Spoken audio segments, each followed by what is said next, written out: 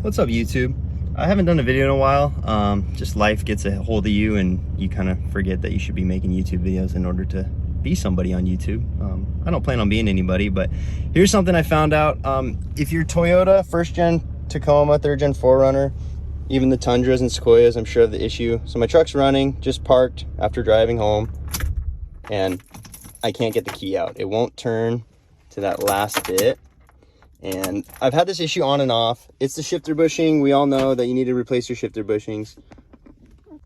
Right, so it's the shifter bushing. So I took the bolts out of this. There's 4 bolts, one on each corner, there and there. Super simple.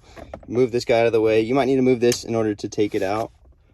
But basically, you get down to this guy right here.